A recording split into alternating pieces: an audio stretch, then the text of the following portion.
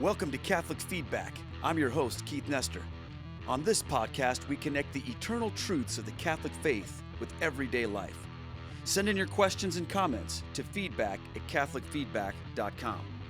This podcast is brought to you by Down to Earth Ministry, a ministry of stewardship, a mission of faith, and by the generous support of our patrons. For more information, please visit downtoearthministry.org. That's down, the number 2, earthministry.org. Let's get to it.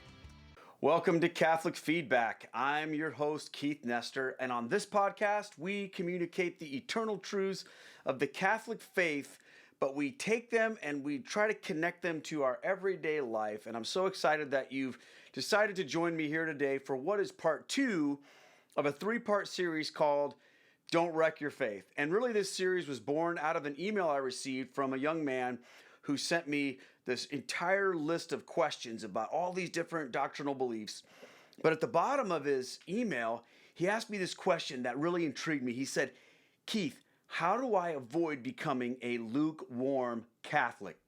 That was something that to me was like super intriguing, because we all know that what the world doesn't need any more of is a bunch of lukewarm Catholics. Now, when I say lukewarm, basically I'm referring to this weird space where we don't really practice our faith with devotion and fire and passion, but yet we still sort of go through the motions. We haven't completely fallen off the wagon when it comes to our faith. We still go to Mass once in a while, but yet there's just no passion, no fire. The book of Revelation describes an interaction between God and this church in Laodicea, where God says, "Because you are neither hot nor cold, I will spew you out of my mouth." He refers to them as lukewarm. So for us, we look at that and we say, I don't want to become like that. I want to be somebody who's on fire for God. Well, what do you think happens in life? You get fired up about Jesus, you get fired up about your faith, but then what can happen? Your faith, which was once burning bright, can get put out through lots of different reasons, and what I refer to as fire extinguishers. Things that maybe on the surface don't come off as like big, horrible, sinful things, but yet in subtle ways they can take your fire and they can bring down the intensity of it until it just sort of smolders there and you become lukewarm. So last week we went over the first 3 fire extinguishers. They are busyness, people pressure, and compromise. And of course, if you haven't seen last week's episode, make sure you go back and find it. So we talked about how on the surface those things might not seem like terrible things, but over time they can take your fire and begin to snuff it a little bit. Well, today we're going to look at the last 3 fire extinguishers, so there's 6 total. And then next week on Catholic Feedback, we're going to talk about some proactive things that we can do, not just to keep the fire extinguishers away, but to stoke that flame, to make it burn brighter and brighter and brighter, so that our faith doesn't just like stay in one place, but it continues to grow. So make sure you tune in next week too. All right.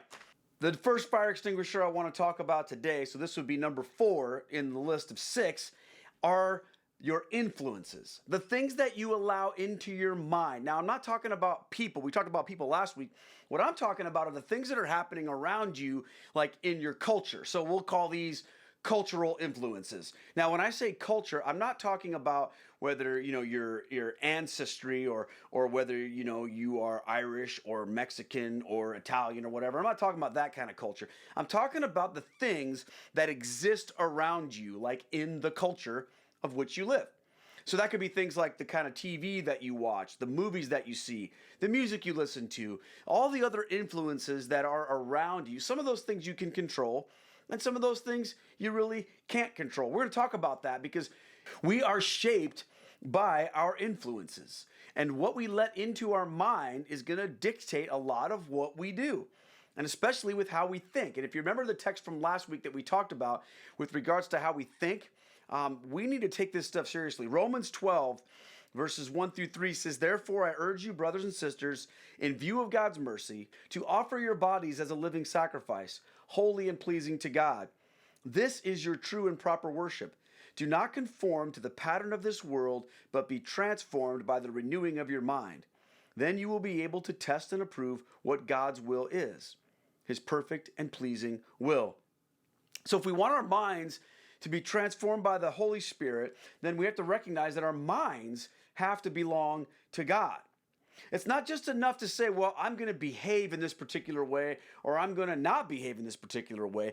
I have to take responsibility for what's happening in my mind, the things that I'm thinking and the things that are happening in my heart. If you remember, Jesus, he took this idea and he amplified it in his teaching. You know, the Jews believed that it was all about like what you did. So like he said, you know, you've been told that, do not murder. But I tell you, if anyone is angry with his brother, he's already committed murder.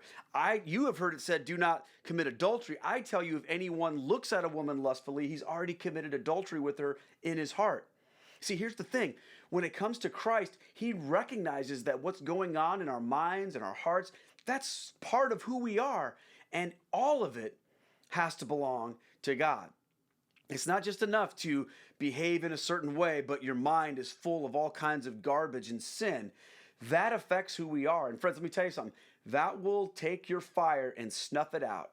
And the biggest thing that affects what's going on in our mind are the things that we look at and the things we listen to, our influences. So we have to be very, very careful with what we allow into our minds. Now, when we allow our minds to become saturated with evil and sinful anti-God messages, then of course we're going to experience some negative results. So make no mistake about it, friends. This world has an agenda, and its agenda is not to get you closer to God. The agenda of this world is to get you all about yourself, because what the world understands is if you're all about yourself, then they can sell you something. So the way it works is like this. You're driving your car down the road and everything's cool and you're okay. But then you see a billboard of a guy with a way better car than you have. And you start to think to yourself, man, if I want to be a guy like him, I got to have this car or this watch or this kind of house or this kind of hair or this kind of clothing or whatever it might be. The world is always telling us that what we have isn't enough. And consequently, who we are isn't enough. And of course, the way that we can become enough is to buy their stuff or their plan or their services. So the world's agenda is always seeking to get you to be more focused on yourself so that it can sell you whatever it tells you that you need in order to be the best version of you. Whereas the gospel is the complete opposite of that. The gospel is the denial of self. And because of that, it's pretty hard to sell somebody something that they don't need, right? And what does the gospel tell us that we need? We need Jesus. We need Jesus. So they can't do anything about that. So the world's message, the world's influences, the world's agenda is to get you to this place where you feel like what you are and what you have isn't enough so they can sell you more stuff. Now, that's not the only influences that we have in our lives. There's lots of them. But what I want to encourage you with is the idea that the things that you bring into your mind are going to affect who you are and how you act and how you process your faith. So we got to be really careful because there's three things that happen with the influences that we let into our mind, with what we take in. And the first one is this, and this is universal. What we take in with our minds, or into our minds with our eyes and with our ears, it's either helping us or it's hurting us. I want you to begin to think about that. Now, a lot of times we think, oh, well, this is neutral. Really, nothing is neutral when it comes to what influences you allow into your life. It's either going to help you or it's going to hurt you. Jesus says it this way in Matthew 6:22 and 23. The eye is the lamp of the body. If your eyes are healthy, your whole body will be full of light. But if your eyes are unhealthy, your whole body will be full of darkness. If then the light within you is darkness, how great is that darkness? So the things that we're looking at with our eyes, they're either going to draw us more into holiness and selflessness, or they're going to draw us more into sin and the world's way. So we have to keep that in mind. What are we choosing to see with our eyes? Now, I recognize we can't always make a choice. You're driving down the road, there's billboards, there's advertisements on the back of somebody else's car or on the side of a building. Sometimes you don't get to choose. But let's face it, we oftentimes do get to choose. We make choices every day, don't we? What are we going to watch? What kind of movies are we going to look at? What kind of television programs are we going to see? What kind of YouTube videos are we going to spend our life looking at? And is this stuff helping us or hurting us? It's very important to ask that critical question when you think about the influences that you allow into your life. Okay, so what you take in, number one, it helps or hurts. Number two, it reveals what you value and appreciate. So if I were to go to your house and look at your history of the videos that you've watched or the websites you visited or the TV programs that you've watched, if I were to just take your week and look at everything that you looked at, you know what? I'd get a pretty good picture of what's going on with you.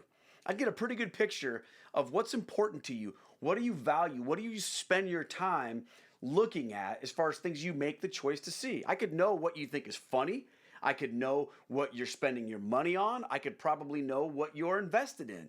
So for example, if you were to go over to my computer, which is over there, and you were to look at like the last 20 videos I've looked at on YouTube, you're going to see videos, about what's going on in the news, because I care about what's going on in the news, which maybe I shouldn't. You're going to see videos of some sermons from some Catholic dudes. And then you're going to see these weird videos. You're going to be like, what's this all about? Of how to unflood a chainsaw, how to cut down a tree, how to clear away giant brush without making a huge mess. You see, because that's what I'm dealing with right now, because we just had the hurricane, in Iowa, and that's what I'm dealing with. Now, a month and a half ago, you'd have seen all the other stuff you'd seen, but then you'd have also seen videos about how to learn how to ride a dirt bike, how to, ride your dirt bike over a log or whatever, because that's what I was learning how to do. I was trying to figure that out. A year ago, you'd seen videos about how do you make a YouTube video, because that's what I was trying to figure out how to do. Now, you could see by what I've been looking at, what I'm into, what I'm interested in, those influences coming into my mind. That's what they teach us about ourselves. So what about you, friend? If we were to look at the stuff that you've been watching lately, the things that you're interested in, it's going to reveal what's going on in your heart, okay? Because the things we allow to influence us show us who we are. And then lastly, what you take in really is a thermometer of your faith, okay? So we talk about lukewarm to being on fire for Christ. Your influences will sort of help set the temperature of what's going on in your faith. It's really hard to be on fire for Jesus Christ in your faith if you are watching smut and garbage and things that are blatantly and outright sinful. That's going to take the temperature of your faith down, because you could go to mass and be like, oh yeah, I love Jesus. I love his mother. I love his church. I'm on fire. But then you go home and you watch a bunch of garbage that is glorifying immorality and sin and causing you to have evil thoughts. Guess that's what that's going to do to your faith. Boom. It's going to dial it down. Okay, it's going to take it down. Proverbs 23 verse 7 says, "For as he thinks within himself, so he is." Okay, another verse I like to look at with regard to this is 1 Thessalonians 5, 19 through 22. "Do not quench the spirit. Do not treat prophecies with contempt, but test them all. Hold on to what is good and reject every kind of evil." When it comes to the media that we consume, friends, we've got to test it, hold on to what is good, and get rid of what is evil. Now, let me tell you where things can get a little bit tricky here, okay? Things can get a little bit tricky in, let's just call it the Catholic world, because, you might say, well, I don't watch TV, I don't watch movies, all I do is I watch like Catholic content. That's what I'm interested in, so I guess I'm good to go. Well, I remember when I was first really getting into learning more about the Catholic faith, just a few years ago, again, I kind of had a resurgence of that before I actually converted. And I was like binge watching all these Catholic YouTube videos. And you know how YouTube has that thing where like they suggest a video or one automatically plays? Well, I'm watching all these videos, and these videos pop up that look like they're Catholic videos. I mean, things about the Vatican and things about prophecy and the end of the world and all these stuff like that. And I'm like, okay, I'm kind of interested in this. And it looks Catholic. It sounds Catholic. But yet when I watched it, it was all about how the Catholic Church really is like a false church, and the Pope is the Antichrist, and everybody who thinks they're Catholic now is deceived and going to hell and all this stuff. Yeah, I found my way onto these sedevacantists, which means the chair of Peter is empty is what that means. Long story short, I found my way onto these sites, and I started learning about this stuff that was like freaking me out. And then of course you watch one of those, and then the next thing that comes up is, Well, this other organization that wants to tell you what the true Catholic Church believes, and it's not what you think it is. And then pretty soon it's all of these conspiracy theories about this and about that, and then pretty soon all I'm seeing on my YouTube recommended videos are all these videos about like how bad things are in the church and how this guy's bad and that person's bad. And that was like, whoa. Now at first this stuff seems kind of like it's a little bit titillating, you know, you watch it like, whoa, okay, because it's you know, let's be honest, it's dramatic, right? But what I learned was that there are a whole group of people out there, that's all they think about. When my YouTube channel first started to grow, you know, I'd get messages from people all the time on Facebook, and back then, you know, I just kind of accepted any friend request I got because what's the difference? Well, there was this guy who I didn't even know his name, I didn't know who he was. He had some fake name on YouTube or Facebook or whatever. And all he would do every day would be send me, you know, 3, 4, 5 videos every day in my instant messenger saying, watch this, Keith. You better watch this, Keith. Watch out, Keith. Check this out. Don't think about this, Keith. Look at that. And it was all of this, like what I call like tabloid Catholic media, where it was all about how, you know, this guy's bad, that person's bad. And it wasn't just like intermingled within other videos. That was the only thing this guy ever wanted to talk about. And finally after some time, I just quit responding to it. He got really upset with me and chewed me out because I didn't like enter into that deep, dark pit of negative garbage that he lives in all the time, I guess. And, you know, eventually he left me alone, but it took a long time. And I started thinking about it. I was like, now what can appear sometimes to be something that's helping you in your faith can eventually become something that can hurt you if you don't know what you're doing. Because what I found interesting was, you know, this guy wasn't concerned with how do I become more holy. He never sent me a video about, you know, the love of Christ or how to live as a Catholic or how to be a new Catholic or a beautiful thing that was said by this particular saint or that. It was 100% like tabloid Catholic stuff. And I just didn't want to go down that rabbit hole. I didn't want to get stuck in that negative influence because what it was doing to me ultimately was it was making me afraid of being Catholic. It was making me afraid that maybe I am deceived. Maybe the Catholic Church isn't really the Catholic Church anymore. And maybe I can't trust my priest. And maybe this particular mass that I'm going to is invalid. Or maybe this, maybe, and then we have all these thoughts. You guys know what I'm talking about? So sometimes even within our own Catholic world, we have to be careful, friends, that the influences that we let in aren't hurting us. And sometimes even things that we think are going to be okay can become negative. I mean, think about the Pharisees and the Sadducees and all the things that were happening in Jesus' day. These guys had the letter of the law, but yet their only influence that they had on the people was to make them a slave to this letter of the law, but then they never lifted a finger to help them with it. And Jesus said, leave them, they're blind guides. So we have to make sure that even when it comes to stuff with regard to our faith, that the influences we're letting in are actually helpful. So what are you supposed to do? How do you deal with your influences? Okay? Well, I've got a couple things I want to share with you about practical things. If you find yourself like getting really worked up because of the stuff that you're watching, or you find yourself being pulled into sin, first thing you got to do is just stop the junk.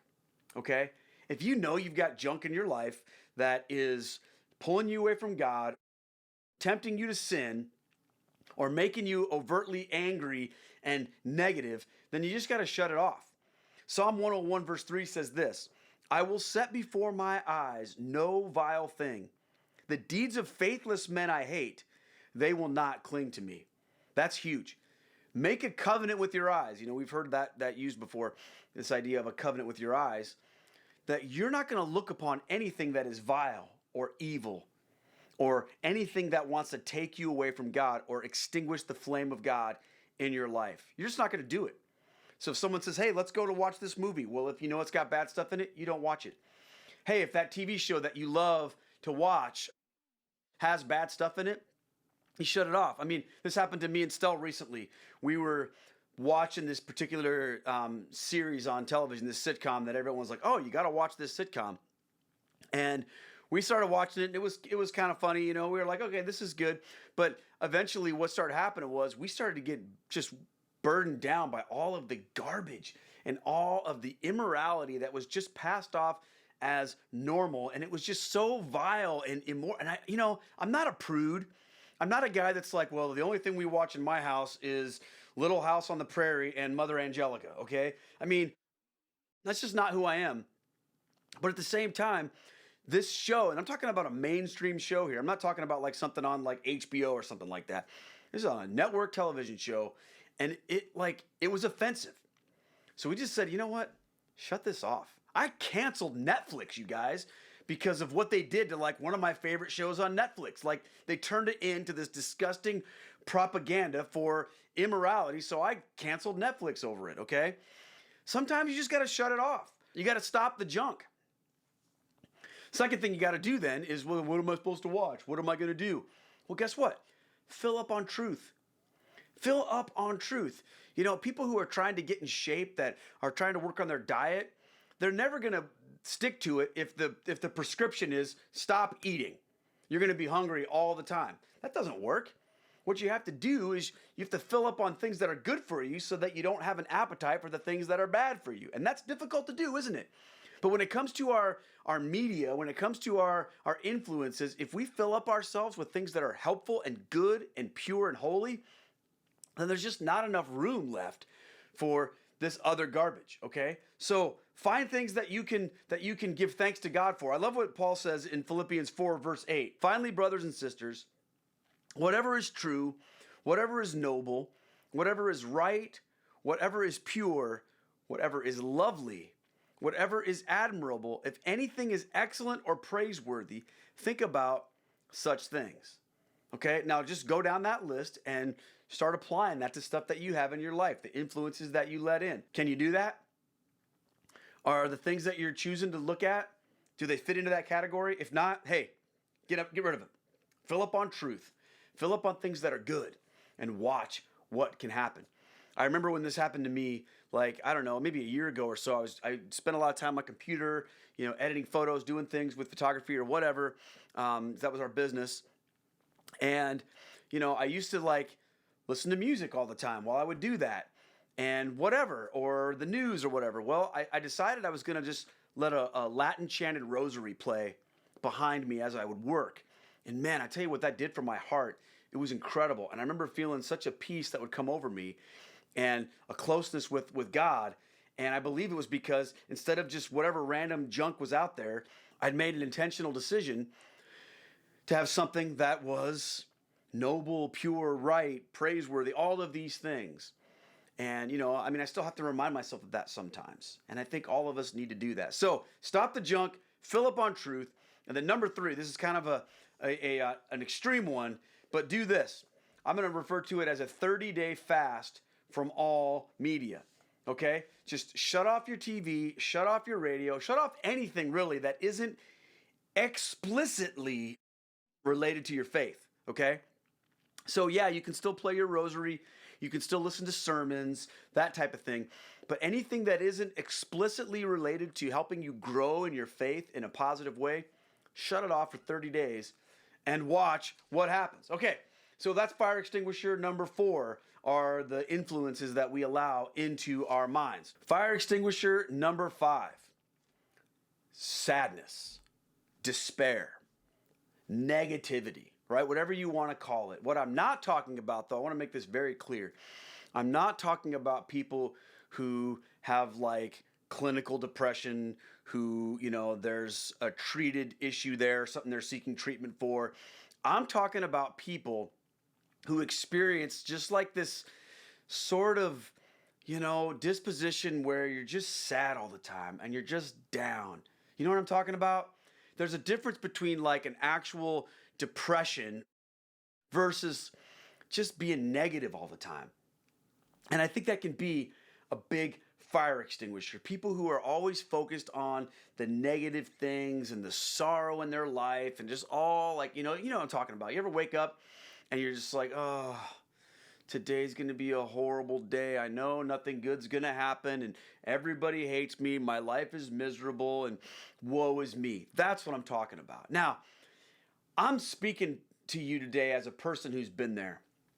I'm speaking to you as a person who knows what it's like to have gone through some pretty tough stuff, where seasons of my life were really sad and difficult. That's not what I'm talking about.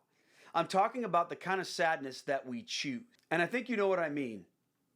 Because we have a level of choice in our lives sometimes when it comes to our attitude, where we can decide which way we're going to go. And when we choose to be the kind of person that walks around with like this blanket of sadness over us, let me tell you something, that will be a fire extinguisher to your faith. Because the Bible has called us to be joyful. Now you might go, wait a minute, Keith, aren't there all these verses in the scripture that talk about biblical sadness? Well, absolutely, there are, 100%. The Bible isn't like this rosy book that says everything is going to be great and you're just supposed to walk around and be happy all the time. That's not what I'm talking about. What I'm talking about is your general disposition and the choices that you make to deal with the circumstances that you find yourself in either a way that brings you joy or a way that takes you further down into despair and sadness. And if you allow yourself to live in that place where you're just full of sadness and despair, that will put out your fire. Now, of course, in the scriptures, we see Jeremiah, who is called the weeping prophet. We see the Psalms are full of things that talk about, these struggles of life, lamentations. Jesus Christ himself was someone who was described as a man of sorrows, acquainted with grief. So we're not here to say that there aren't times in life where we're not overcome with sorrow or grief. But what I'm talking about is when that just becomes who you are perpetually. And I think you know what I mean. Because there are some people that's just who they are. And that's really the way they want to be. They just stay in that place. And that can be a huge fire extinguisher. Now, you might say, well, Keith, is it a sin to be sad? No, it's not a sin to be sad. But sadness, get this, should never take you away from God. It's what you do with it that determines whether it's a fire extinguisher or not. So how do you deal with it when you experience that sadness? Because I don't think anybody wakes up and says, oh, I really want to be sad. But a lot of us wake up and say, I'm just going to be, and there's nothing I can do about it. What are you supposed to do? Well, let me tell you a couple things you're not supposed to do, okay? First of all, you're not supposed to stuff it. You know what I'm talking about? When you like stuff your emotions and then you pretend that everything's okay and you act like everything's fine. People say, hey, how are you? I'm fine. But really deep inside, you're not. Okay, that's stuffing it. It doesn't work, does it? I mean, no one's ever gotten better from anything by pretending it wasn't real or by stuffing it deep inside. So one extreme of dealing with your sadness is to stuff it and to just try to like pretend it isn't real. Now let's talk about the other extreme. The other extreme I call dumping it. Okay? You don't want to do that. Dumping it is when every time someone talks to you or interacts with you, all you do is just dump negative garbage on them. Every conversation you have, it's all about how bad things are for you. Every time you talk to someone, it's all about woe is me this, woe is me that. Friends, I know we're called to be compassionate to one another, but we can really stretch people sometimes if every time they see you coming, they know that it's just going to be a downer of a conversation. And again, I'm not asking you to like pretend everything's great if it's not. But hey, guess what? I'm also asking you not to pretend everything is bad if it's not. So people say, oh, I don't want to play a mind game, Keith, and act like everything's great when it's not. Hey, I'm with you on that. But on the flip side, how many people are walking around acting like, the world is going to end for them today when really they're fine? Maybe something didn't go the way they wanted it to in their life that particular day or 10 years ago, but yet they really had nothing to complain about, but they just walk around all the time like somebody, just kicked their dog or peed in their Cheerios. The truth is some people play the mind game where they pretend that things are a lot worse than they really are. What I'm saying is this, look, be real. If you're dealing with something, if something's bad, then talk about it in a healthy way, okay? Don't stuff it. But at the same time, recognize your blessings. Recognize that maybe things aren't as bad as you think they are all the time. So what else should you do if you're wrestling with sadness? Okay? Don't bow to it. Don't bow to it. Don't let it define you. You can have sad feelings come into your mind or into your heart, and you can say, hold on here. Yeah, I recognize there's some difficult things here, but guess what? It's not going to control me. It's not going to take over my life. Now, again, remember what I said in the beginning of this. I'm not talking about people that are suffering from like clinical depression or mental illness or anxiety or depression, something like that, that they're like, it's beyond their control. I'm talking about people who are making the conscious decision. And you might think nobody does, but hey, guess what? We do. People who make the conscious decision to say, yep, I'm going to choose to dwell on the negative things in my life and let that wreck my day or my mood or other people's day or whatever. You don't have to bow to that, friends. And I think the scripture gives us a pretty awesome way to think about this. I love what it talks about in Psalm 126. The psalmist writes, "Restore our fortunes, Lord, like streams in the Negev. Those who sow with tears will reap with songs of joy. Those who go out weeping, carrying seed to sow, will return with songs of joy, carrying sheaves with them." So he's not saying, the psalmist isn't saying, hey, everything's hunky-dory all the time, or he's also not saying everything's terrible all the time. He's saying, look, yeah, we've got some difficulty, but we have hope in Christ. Friends, when you focus on your hope in Christ, then you don't have to bow to that circumstance. Look what the psalmist says also in Psalm 23. "Even though I walk through the valley of the shadow of death, I will fear no evil, for you are with me. Your rod and your staff, they comfort me." Now, let's look at what the psalmist is not saying. The psalmist is not saying, hey, I'll be happy when everything around me changes and my circumstances are good. Then, I won't be afraid. He's saying that in the midst of the valley of the shadow of death, in the midst of all of this stuff, all this evil around me, I will not be afraid. Why? Because I've got Jesus. See, relationship with God is our antidote to this ultimate sadness, because we remember the words of Jesus Christ. And here's what he said in John 14:27. "Peace I leave with you, my peace I give you. I do not give to you as the world gives. Do not let your hearts be troubled, and do not be afraid." Friends, that's a command of God. Jesus is saying to them, don't let your heart be troubled. Now, look what was going to happen to these guys. And he's saying, in the midst of difficult circumstances, don't let that sadness or that troubled heart overwhelm you. Receive the peace of Christ. Now you might say, well, Keith, that's easy for you to say. You don't know what I'm going through. Well, guess what, friend? You don't know what I'm going through. You don't know what I've been through. I don't know what you've been through, and you don't know what I've been through, but here's the deal. Jesus does, and that's what he said. He said to you and to me and all of the church, he said, don't let your hearts be troubled. Okay, that's the word of God. Whatever we're going through, friends, yes, we're going to experience sadness, but don't bow to it. Don't let it control you. If you do, it will become a fire extinguisher. Colossians 3:15, St. Paul echoes the words of Christ, and he says this, "And let the peace of Christ rule in your hearts." Did you hear that? Let the peace of Christ rule in your hearts. That's a command also. He's saying, look, that's what it naturally will do unless you stop it by thinking about all this garbage and letting sadness overwhelm you.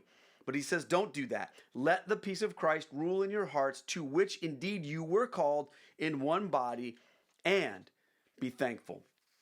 You want to find a way out of sadness? Start thinking about things you can be thankful for. Focus on that, and it will help. The last fire extinguisher we're going to talk about today, doubt. Okay, everybody has doubt, right? Let's be real. Doubt isn't something that's just for certain people. We all wrestle with doubt. Is it a sin? It depends on what you do with it, but I can tell you this much. It can certainly be a fire extinguisher. Now, here's the deal. A lot of Christians, especially Catholics, are always taught, or people say to us, well, you don't have to think about anything. You check your brain at the door. You Catholics, you pray, pay, and obey. You shut your mind off and just do what you're told, right? Friends, that is completely wrong. As Catholics, we are not taught that.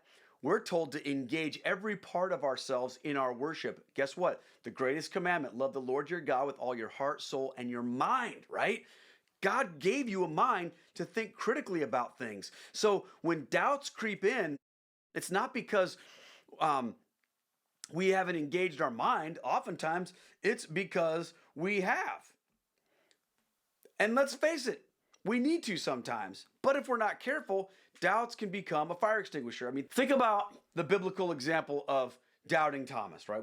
Now I think that's kind of a bad rap, but he's most famous for this account that takes place in the 20th chapter of John when he refuses to believe in Jesus unless he touches the marks on his hands and touches his side, right? He says, I won't believe in him until I see that. He didn't believe Jesus rose from the dead. And what did Jesus do? He said, come here, Thomas. Let me show you. Put your finger here. Put your finger here. And Thomas, what did he say? My Lord and my God. My Lord. Jesus didn't rebuke him. He comforted him in his doubt. You know, in Luke 12:27, Jesus says, consider the lilies of the field. And he begins to talk about it. I think key in on the word consider. He wants us to think about things. He wants us to engage our minds. You see, the answer to the fire extinguisher of doubt isn't to just go, la, la, la, la, la. I'm not going to think. I'm just going to believe. The answer is to think even more critically. You see, the problem that we have is we think if I want to avoid doubt, I got to stop thinking. Friends, if you do that, you're going to be in big trouble. The answer to doubt is to think even more. Okay? It's not to shut your mind off, it's to turn it on at a different level. So, think about this, okay? Doubt can be a fire extinguisher, yet it can also be something that can be a good thing. And I'm going to explain to you how, okay? Number one, when doubt challenges you to understand why you believe what you believe. Some of us won't even think about things very deeply until we encounter doubts. And then we have to face a choice. What do? Do we believe our belief or do we believe our doubts? If we don't have a way to think through things, we're going to wind up in big trouble. I love Tim Keller, who, by the way, is a Protestant minister. He wrote this book called The Reason for God. I love the way he puts this. He says this, faith without some doubts is like a human body without any antibodies in it. People who blithely go through life too busy or too indifferent to ask hard questions about why they believe as they do will find themselves defenseless against either the experience of tragedy or the probing questions of a smart skeptic. So think about it. If you're so afraid of doubts that you just shut your mind off, eventually you're going to run out of room. Something's going to happen in your life that's going to shake your faith, some tragedy, or some person's going to come to you that has like a question or a doubt, and they're going to cause you to like shut down in your faith because you haven't thought critically about it. So doubt can be good when it causes you to dig deeper into why you believe what you believe. So for example, let me give you a little thought experiment here. Let's say you start to have this doubt in your mind about whether or not, Jesus really rose from the dead, okay? And someone maybe said that to you and said, well, people don't rise from the dead. It's a myth. And surely the disciples made the whole thing up. And you let that doubt creep in. Well, if you take that doubt and just go, well, okay, whatever, you're going to be in trouble. But if rather you dig deeper into that and you say things like, well, okay, wait a minute. If Jesus didn't rise from the dead, then everybody in the first century who was there of course, they're the ones that taught he rose from the dead. So if it's a lie, they surely knew it because they were the ones making it up, right? Okay, so if the apostles, if they knew that they were making up this story that they saw the resurrected Jesus, then why would they allow themselves to be tortured and killed for that belief? Why would they do that? I mean, would you let yourself be tortured and killed for something you knew was a lie? Most people wouldn't do that. And yet everybody. And furthermore, why would the Apostle Paul write that if Jesus Christ had not been raised, then our preaching and our faith is in vain? I mean, if the people he was writing to were alive when that happened, then all that would have had to have happened for the church to be destroyed is somebody to produce a body, a corpse, or someone to say, hey, guess what, guys? Someone just admitted it. We made the whole thing up. But that never happened. How unlikely is that, right? Think about that. Take a deeper level of thought. Don't shut your mind off. So doubt can be good when it causes you to understand why you believe and go deeper. Secondly, doubt can be good when it keeps you humble. When you recognize that there are going to be some things that are hard for you to understand, or that, are going to shake your faith a little bit. Every once in a while, you need to have that faith shaken a little bit so that you can not walk around with the attitude that, well, I get everything perfectly. I understand it all. Friend, allow yourself to be humble in your belief. And sometimes doubt creeping in once in a while can do that, okay? But then number 3 is this: when doubt can be good is when it drives you to prayer. When it causes you to be like, okay, what do I do with this? There's a great example of this in Mark 9:24 when Jesus is about to heal a young man who'd been paralyzed, or he'd been demon possessed. And he heals this guy, and the young man's father says, I believe, help my unbelief. Okay, Mark 9:24. Lord, I believe, help my unbelief. That's what I'm talking about, friends. That's a prayer where you acknowledge that you have some doubt, but you acknowledge more than that you have more faith. So when it drives you to prayer, Lord, I believe in you. This doubt is not going to take away my faith, but help me get through it. Friends, anything that drives you to pray a prayer like that is ultimately a good thing. But let's talk about when doubt can become a fire extinguisher, where it can become bad. Okay? And the first one is this: when it goes unchallenged. When you hear that doubt, that skeptic or that atheist that comes to you and says things like, well, if God were real, and God were loving and knowing and all powerful, then he wouldn't allow evil in this world. And the fact that evil exists in this world means that God isn't real. And if you hear that, you just go, wow, that's a good one. I don't know what to do. Well, okay, I guess he's right. I guess there's no God. Well, then guess what? Your fire extinguisher, or your faith just got put out by that fire extinguisher. Rather, instead, you should be like, well, no, I'm going to challenge that doubt. I'm going to hear it, but then I'm going to come against it, and I'm going to think deeper again about it and think more critically and say, well, wait a second. If there is evil in the world, which we all agree there is, by what standard do we determine what evil even is? Because if there is no God, then there's no meaning, there's no ultimate reality, there's no morality of evil versus good, there's just whatever is. So by what basis do we judge whether something's evil in the first place without God? Think deeper. Challenge those doubts. The second way that doubt can become a fire extinguisher and be bad is when it goes unspoken. When you're afraid to admit it. When you're afraid to recognize that there's some stuff that you're struggling with. Because here's the thing. A lot of the doubts that you have, I guarantee you there's no new doubt that you have or I have that somebody else didn't have before. And guess what? The church has worked through all that stuff. There's never been a question given to the church where it's just went, we don't know. We don't have an answer for that. Now, there are questions where we say, that's a mystery, or God hasn't revealed that to us, but the church has never been stumped to where it goes, yeah, I guess we got to shut this whole Christianity thing down because we don't have an answer to that doubt.